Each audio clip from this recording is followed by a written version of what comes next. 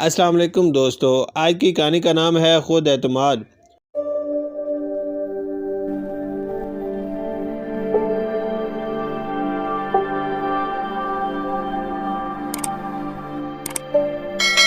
گاؤں کا رہنے والا سیدھا سادہ شخص جس کا نام ٹیپو تھا، اس کی ایک عادت بہت اچھی تھی کہ وہ خود پر یقین رکھتا تھا اور ہر مشکل کام میں اپنی اس خوبی کی وجہ سے کامیاب ہو جاتا تھا۔ ایک روز وہ یہ سوچ کر شہر میں اپنی روزی تلاش کرنے کے لیے آیا کہ اگر شہر میں کوئی اچھی نوکری مل گئی تو اپنے گھر والوں کو بھی شہر بلا لوں گا۔ ٹیپو ایک محنتی لڑکا تھا، اسے شہر میں رہتے ہوئے 4 روز ہو گئے تھے۔ 5ویں روز جب وہ ٹوٹی سڑک سے جا رہا تھا تو اچانک کسی نے پیچھے سے آواز دی، میاں تھوڑا سا دھکا لگا دو گے؟ ٹیپو نے پیچھے مڑ کر دیکھا تو ایک سفید داڑھی والے صاحب اپنی گاڑی کے پاس پریشان کھڑے تھے۔ انہوں نے ہی ٹیپو کو آواز دی تھی۔ ٹیپو نے دھکا لگا کر ان کی مدد کر دی۔ انہوں نے ٹیپو کا شکریہ ادا کیا اور پوچھا، میاں کہاں سے آئے ہو؟ شہر کے تو نہیں لگتے۔ ٹیپو نے جواب دیا، بڑے صاحب میں احمد پور گاؤں سے شہر میں نوکری کی تلاش میں آیا ہوں۔ بڑے صاحب نے پوچھا، میاں تم کتنا پڑھے ہو؟ ٹیپو نے کہا، میں میٹرک پاس ہوں۔ انہوں نے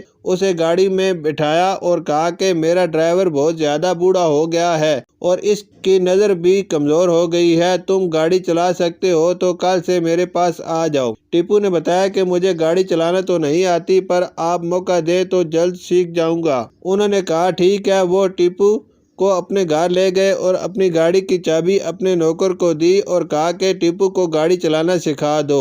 وہ ان کا ڈرائیور تھا مگر عمر زیادہ ہونے کی وجہ سے بڑے صاحب نے اسے گھر کے چھوٹے موٹے کاموں کے لیے رکھ لیا تھا۔ اب نوکر ٹیپو کو گاڑی سکھانے کے لیے روز لے کر جاتا تو تھا لیکن بجائے اسے گاڑی سکھانے کے باتوں میں الجھائے رکھتا، کیونکہ وہ نہیں چاہتا تھا کہ اس کی جگہ کوئی اور لے۔ اسی وجہ سے وہ ٹیپو کو دھیرے دھیرے ڈرانے بھی لگا کہ بہت مشکل کام ہے، اگر کچھ خراب ہو گیا تو گاڑی خراب ہو جاتی ہے اور تنخواہ سے پیسے کاٹ لیے جاتے ہیں، کام سے بھی نکال دیتے ہیں۔ ٹیپو کو اپنے آپ پر بھروسہ تھا اور وہ ڈرنے والوں میں سے نہیں تھا۔ ٹیپو جب بھی اس کے ساتھ گاڑی میں جاتا تو اسے خاموشی سے دیکھتا رہتا کہ کیسے گاڑی چلاتا ہے۔ ابھی 10 روز گزرے ہی تھے کہ نوکر چھٹی لے کر گاؤں چلا گیا۔ اب ٹیپو کچھ گھبرا رہا تھا کہ اکیلے گاڑی کیسے لے کر باہر جائے۔ اسے ڈر بھی تھا کہ کہیں کچھ ہو گیا تو نوکری بھی نہیں ملے گی۔ ٹیپو ابھی گاڑی میں بیٹھا ہی تھا کہ بڑے صاحب نے اسے آواز دی اور ایک ضروری کام سے پاس والی مارکیٹ میں چلنے کو کہا۔ پھر پوچھا، میاں تم گاڑی چلا لو گے؟ ٹیپو نے ہچکچاتے ہوئے جی کہا اور تھوڑی ہمت پیدا کی اور دھیرے دھیرے چلنا شروع کیا۔